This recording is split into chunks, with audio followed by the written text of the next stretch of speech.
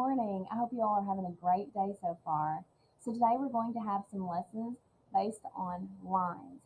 And a line is a point in space that you can identify that begins to move and it never stops moving. We're also going to be learning about positive and negative space. Positive space is space that refers to the main focus of a picture, and negative space refers to the background. All right, let's get started. Okay guys, so for this project, we are going to be painting a piece of white paper. You will need a piece of black construction paper, or another color is perfectly fine as well. And you will need watercolors, a paintbrush, and water to do this project. The first thing we're going to do is we're going to take our white paper and we are going to paint it in using different watercolors. So any colors you would like to use, go for it. And don't forget, if you're switching from one color to another, make sure that you rinse your brush out in the water. Also, when you're painting, make sure you're painting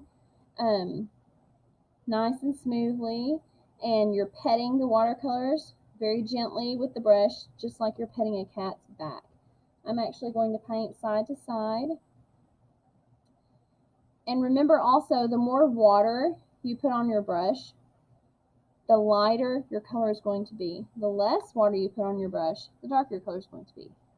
You also don't want to dig your brush into the paint, because if you dig it into the paint, then you are going to ruin the paint and the brush strips. Watercolor is called watercolor because you're using mostly water and just a little bit of paint to make it work. So I'm going to paint this page in with quite a few different colors. Okay, I have now painted my paper with watercolor. I'm going to take about 5 minutes to just let it dry.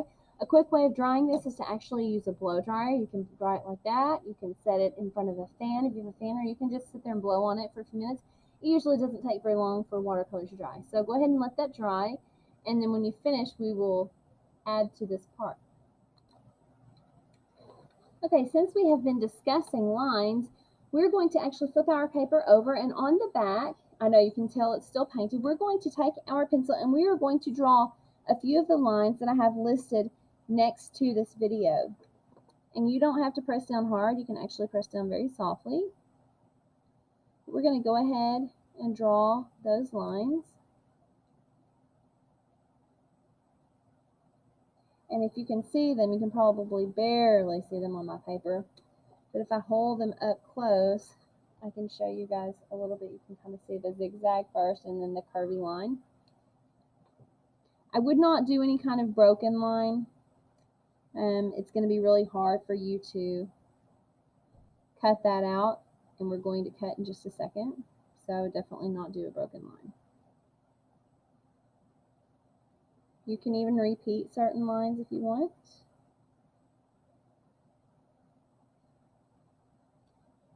And you want to make sure you draw them all the way across your page. Now, after you've done that, you're going to want to take your scissors and you're going to want to cut on all of these lines, but keep your paper together. And what I mean by that is, after you cut, set your paper back down right where it was before. So, for example, I'm going to cut this here. You're basically going to put it back together like a puzzle. So you're cutting this into pieces of a puzzle. Because what we're going to do is we're going to glue these to a black piece of construction paper or whatever color you choose, and we're going to create positive and negative space. Positive space is space in a picture that is filled with something, with a main image. Negative space is the space that is empty in a picture that has nothing in it. Okay, so I'm finishing cutting this one. And I'm going to lay this down. And I'm going to set this, making sure that if I were to slide it back together, it would fit. So I'm going to take this and I'm going to hold on to it, and I'm going to leave it right here above it like this.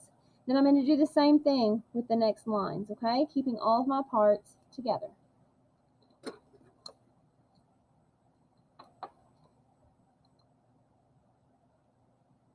So as you can see now, I have cut on my lines, and if I were to spread these pieces apart, I would leave a little bit of space in between them, and look what's happened. They have created thicker lines.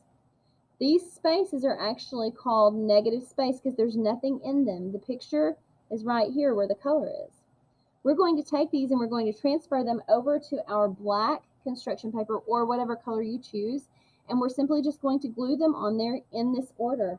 And if you can't fit every one of them on there, that's okay. Just set those off to the side, but just fit them on there as much as you can. Make sure you leave a little bit of space in between them. You can spread them out far apart like this, or you can keep them closer together like that with just a little bit of negative space in between them.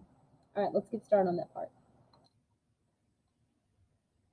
Okay, so now if you will stop and look, you will see that I have glued my paper to my black paper, and you can see the actual thick lines that have been created in the negative space from my positive space in my picture.